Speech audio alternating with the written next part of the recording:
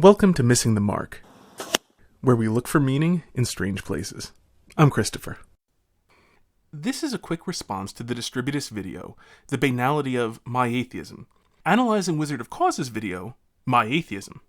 I recommend watching the Distributist video, which I'll link in the description. It's funny, and this response to it will probably only make sense in context. As the standard joke goes, go ahead, I'll wait. Okay, so there's nothing wrong with what the Distributist said, though I'm not fond of the evolutionary argument against nihilism. I far prefer to give a positive description of morality as the maximization of being, the flip side of saying that sin is the privation of form, which I've outlined before in my blog and will do so in a video here sometime.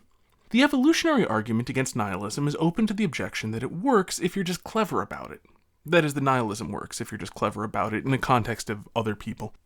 Which is not really an answerable objection, and in the age where public schools teach everyone to think that they're special, I think it's an objection with wide appeal.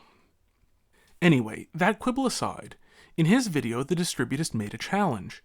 If you accept nihilism, you've got nothing further to say. There's nowhere to go. If there are no objective standards, there are no interesting conversations to have. Everyone can talk about themselves and nothing else. Nihilism is the thought which kills all other thoughts. There are several answers to the challenge that the Distributist made, and as a public service, I'm going to make them clearly and concisely. And I mean this in good faith. I will present the best versions of these arguments that can be made, in the interest of elevating discussion. But since Wizard of Cause apparently does his atheist videos while impersonating Thurston Howell, I kept waiting for him to refer to the audience as Lovey. I'm going to present this atheistic response while impersonating Emperor Palpatine. And while it is true that my Palpatine impression isn't very good, neither your God nor I will judge me for not doing it well. Your feeble preferences for quality are no match for the power of subjective morality. Also, it's a good filter for people who can't get past superficialities. Answer 1. A. Most atheists are materialists, and materialists are determinists. If there is no such thing as free will, then you've got to do what you've got to do. If that means talking as if there is an objective standard after having just denied it, well, they had no choice in the matter. Being a determinist means never having to say you're sorry. Unless you do. Answer 1B.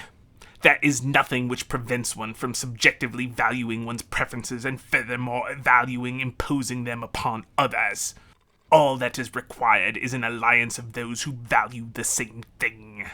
Most of us do not like murder, so we can band together and our shared subjective preferences become objective within our shared reality.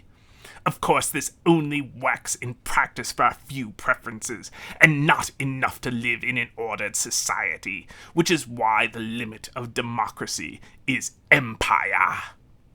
Which brings us to answer 2. The will to power. Nietzsche strikes back. Our thoughts may cease to exist when we stop believing in them, but our actions are real. For whatever reason we did what we did, we have done it. If we see no meaning in life, our actions keep existing. If we act like our actions have meaning, then with regard to our other actions, they do. Okay, those are the basic avenues for replying to the Distributist challenge. You can take a lot longer to say them, or include rhetorical flourishes, or say them with an impressive mustache. Nietzsche did all three.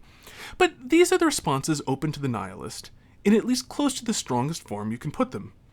I might make a video answering them myself at some point, but for the moment, I'm far more curious to see how others would answer them.